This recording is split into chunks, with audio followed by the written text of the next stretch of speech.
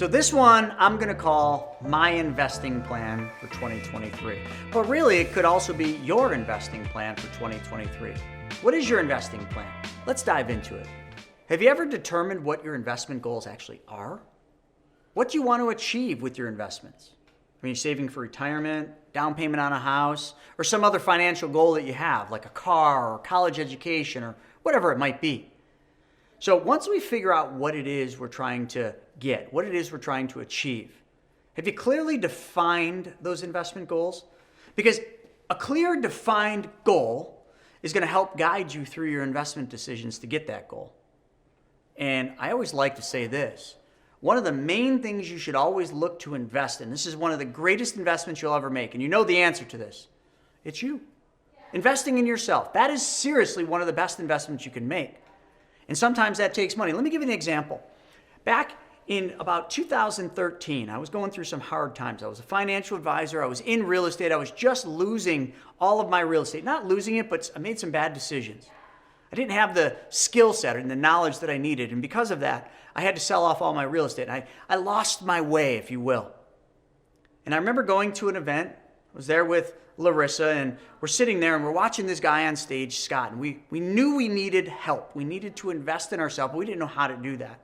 And some of the things he said, we said, you know what? Hey, he can help us. I know he can help us. But he didn't offer a coaching program. He didn't offer a mentorship program. So I went to the host of the event and I said, hey, listen, I think, could you help us out? Could you set up a meeting with us and Scott? Maybe like a lunch meeting. I just need a couple minutes of his time. And Scott met with us and we asked him, you know, can you coach us? Can you mentor us? Now, he didn't really do that, but he took us on. And when he told us how much it was going to be a month, I gasped. I'm like, oh my God, we can't afford that. But I couldn't not afford that because I had to invest in myself. And we did end up paying that. And we kept him on as one of our mentors for probably the better part of a year, maybe even more. I don't remember. But that's investing in yourself. Maybe you're not ready for a mentor. Investing in yourself can also be done with time. You can invest in your time with reading books, watching podcasts, watching YouTube videos like this. And by the way, let's pause. Since we're investing in yourself, let's do something here right now. Let's subscribe to this channel right now. Subscribe to my channel right below. See that little red button? Click that. And then click this little alerts. It's like a little bell. Why don't you smash that bell? Because that'll let you know when I put new videos out. That's a form of investing in yourself. There's so many ways you can invest in yourself. I know I've done it to major proportions. And it's why I've gotten where I'm at. Now, I'm not done investing in myself. I still listen to podcasts nonstop. I still read books every day, to and from work, on planes, everywhere. I'm listening to books. I'm reading books. I'm writing notes. I'm investing in myself. I have coaches. Now, I am a coach today, but I also have a coach of me being a coach. You always need to invest in yourself. Let's get back into another thing. You need to assess the risk tolerances. Different investments are going to carry different risks. So you got to figure out what's your risk tolerance. It's really important to consider your risk tolerance and how much risk are you actually comfortable with taking on before making any investment decision. The other thing, and you've heard this all the time, diversified portfolios, diversify, diversify, diversify. There's a reason you keep hearing about it, because diversifying your investments are going to help you spread out that risk. You might have some risky assets, low risk assets. You might have some no risk assets. You want diversification among asset classes and diversification within each portfolio. This gets complicated. You might need help with this, but you definitely just want to understand one thing. Diversification spreads your risk over a whole bunch of different asset classes. And that's going to improve your returns over the long haul. Because when one goes down, another one might be going up. Or when one's going up, the other one might actually be losing. So you're balancing out over the long run. So consider using a mix of different asset classes. So let me give you an example. Asset classes could be stocks, bonds, could be cash, could be IBC whole life policies, those specially designed and engineered whole life policies I'm always talking about. Could be treasury bonds. Maybe it's some gold and precious metals. Maybe it's real estate. Maybe it's private loans that you hold in your portfolio. There's a whole suite of things, from commodities to currencies. Every one of them are a different asset class. And it gets overwhelming. You're probably thinking, oh, that's too much. I can't remember all that. Good. You don't have to. Pick the ones that you know, like, and understand. And those are the ones you go deep into. You should never invest in something that you don't know, like, and understand. And if you do, It's like the wild, wild west. You have no idea what you're putting your money in. Chances are you're going to lose that money. And don't ever invest in things just seeking unrealistic returns. Don't invest in something just because it's got a really high return. Invest in something because you understand it. Invest in something because it meets your risk-return profile, something that makes sense to you. These are some really simple yet very important things when it comes to diversifying what you invest in. The next thing I'd like to point out is you got to review and rebalance your portfolio regular. So here's the deal. Let's say you start out with a bunch of different investments. Each one's got 20%.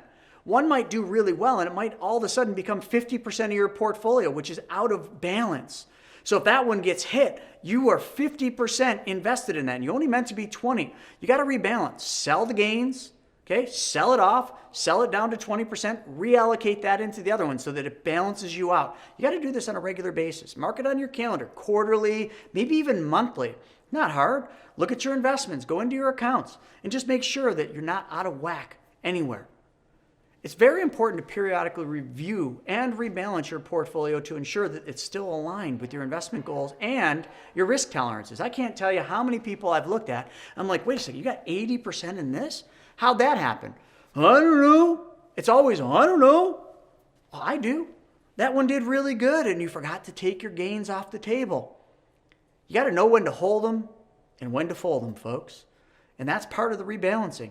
If you just practice simple rebalancing, you're always going to do what Warren Buffett says. You're going to buy low and you're going to sell high. You sell the one that's high, that's out of balance, and you buy the one that's low. And as long as it's within a portfolio of things that you know, like, and understand, that's part of your diversified investment portfolio, you're in a good place. And listen, some of this might just be right over some of your heads. So seek professional advice.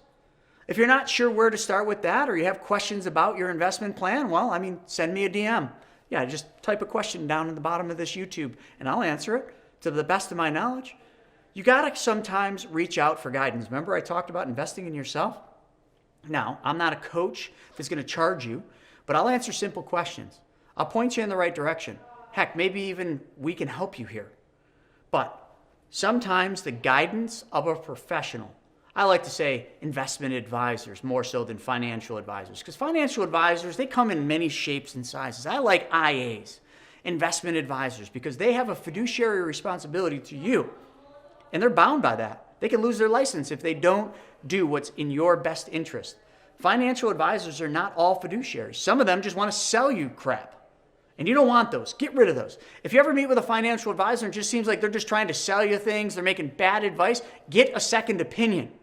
Please. Just yesterday, I was on the phone with one of my clients and she's like, hey, my financial advisor said we should do this and this and this. I'm like, that's ludicrous. That's ridiculous. Do they even know what your goals are? I did some research and I'm just like, you shouldn't even listen to this guy anymore. He's just trying to sell you something. And the client actually listened. They don't all listen, but this one did.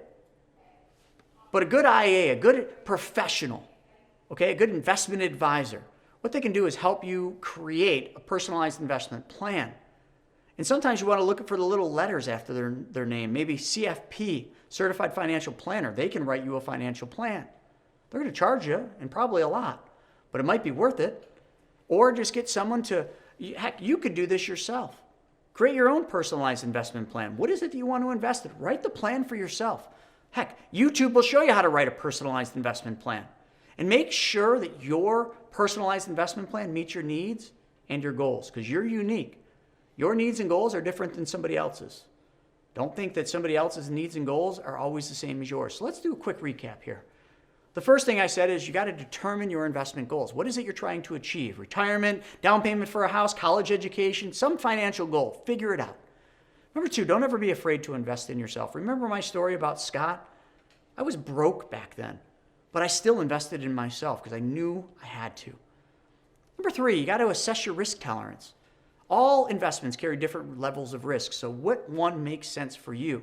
And figure that out before you make any investment decision. Number four, you got to create a diversified portfolio. And I don't just mean within the 401k, I mean diversifying asset classes. What different classes of assets make sense to you? And they should all be things that you know, like, and understand. And I love this one. Number five, you got to review your investments. And when you do, mark it on the calendar. Set up a review and a rebalancing. And all rebalancing is You started with a certain percentage in each one of these investments. Your money is done by a percentage in each investment. Or maybe you did it by a dollar amount. I want 10,000 in this one, 20 in that one.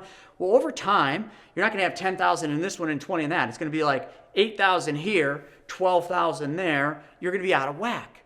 Go in and rebalance that sucker. Because rebalancing of a portfolio, not always, but most of the time, will allow you to buy low, sell high, and not lose as much money. Or not lose any money at all if you do it right. Number 6, if this is all really overwhelming, get some advice. Get yourself a good investment advisor. Send me a DM below. Ask me questions. I'm happy to answer them. Folks, I hope this helps you a little bit. I hope this paves the way for some of the things you need to do to get ahead in 2023. And if you like this, check this video out. I thought this was a fun one. Should I pay my mortgage off or should I invest? You're going to love that video. We'll see you next time. Thanks for joining me.